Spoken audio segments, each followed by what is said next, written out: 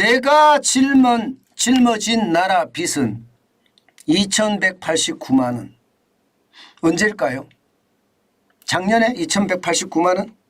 아니면 내년에 2189만 원? 아니면 올해 2189만 원이요? 한번 볼까요?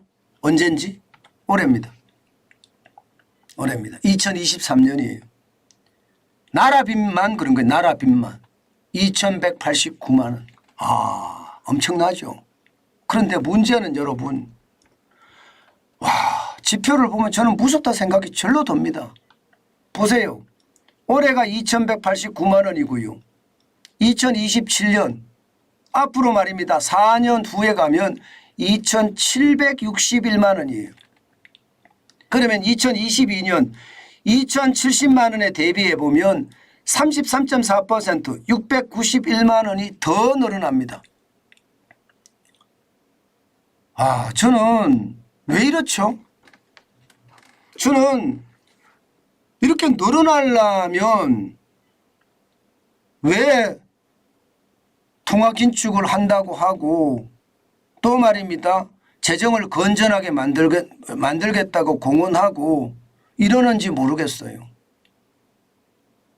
저는 여러분, 저만의 착각인가요? 윤석열 정부가 들어서면요, 국가 채무가 뭐 발언은 아니지만 최소한 윤석열 대통령 말기에는 떨어질 줄 알았어요. 떨어질 줄. 계속 말입니다. 긴축을 강조를 하고 돈 푸는 것을 절대 줄이겠다고 이야기를 하니 당연히 말입니다.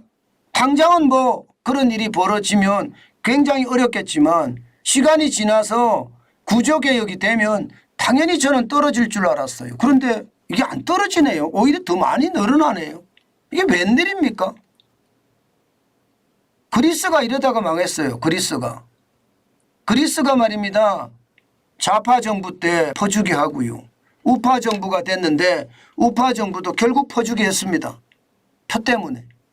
예. 그리고 다시 좌파 정부가 서도 퍼주기 하고요.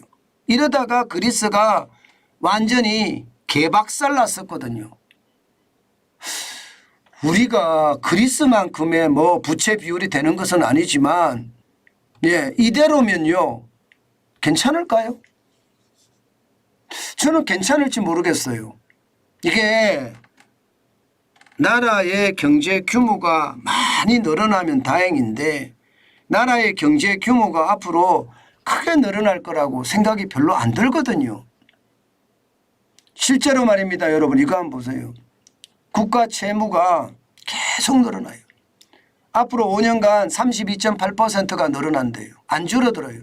1인당 국가 채무도 늘어나지만 국가의 전체 채무도 늘어납니다. 큰일 났죠. 2022년에 1067조 7천억 원이었습니다.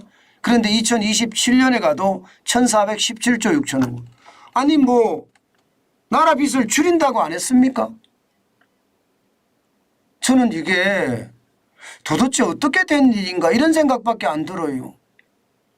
나라 빚이 줄어들어야죠. 왜 또 계속 늘어나는 거죠?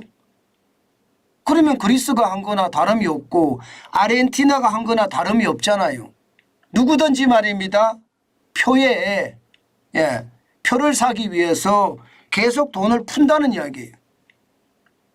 좌파 대통령도 풀고요. 진보 대통령도 풀고요. 이게 우파 대통령도 풀고 다 푼다는 이야기밖에 안 되는 거거든요. 그런데 여러분 혹시 1인당 국가 채무하고 국가 채무 전망 사이에 뭐 혹시 차이점 좀 뭔가 다른 걸 못 느꼈습니까? 저도 말입니다. 이 1인당 국가 채무와 국가 채무 전체 차이의 다른 점 저도 아주 예민하게 느껴봤습니다. 뭐냐?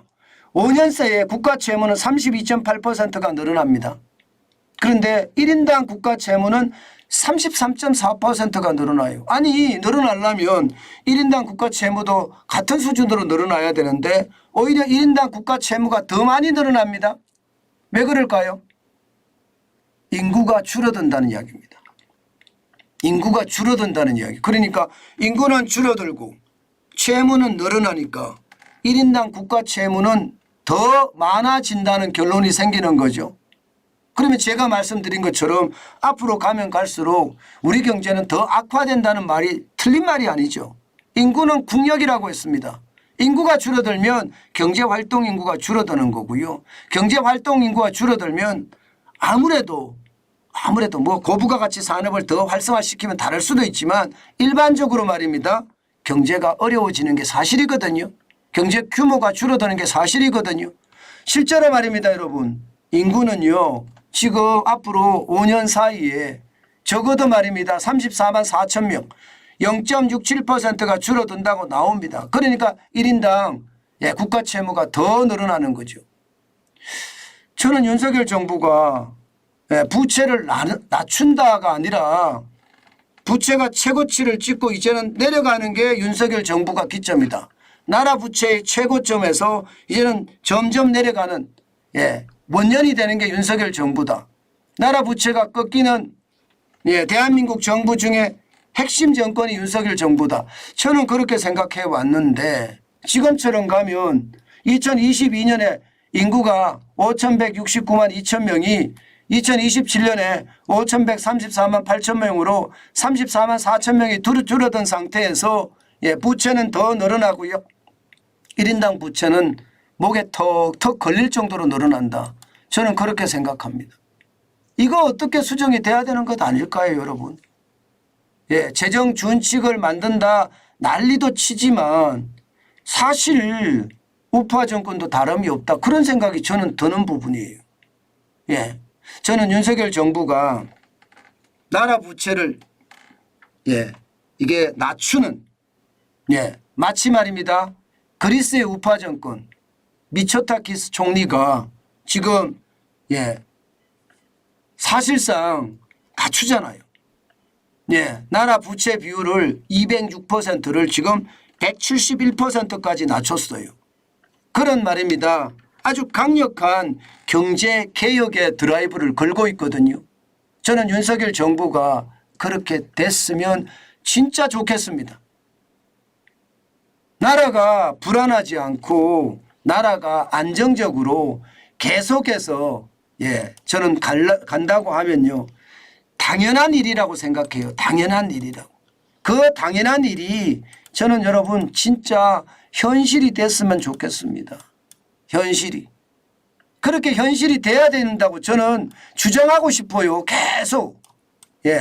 저는 윤석열 정부가 민간주도 성장을 들고 나와서 지금 하고 있듯이 저는 앞으로 윤석열 정부가 국가 부채를 내리는 첫 정부가 되기를 기원하면서 계속해서 외치겠습니다.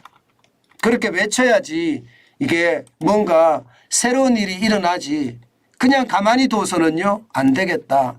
전 그런 생각을 진짜 많이 해보네요. 참 안타깝기 그지없네요.